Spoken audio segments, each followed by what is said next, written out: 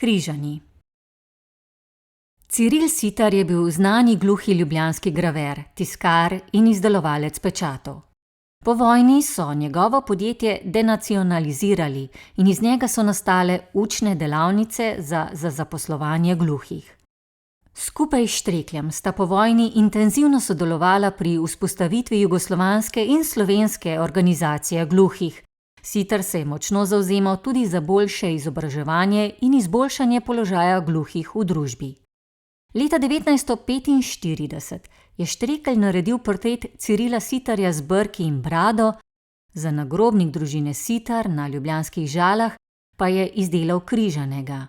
V njem je Ivan Štrekelj izrazil sožalost in ekspresivnost.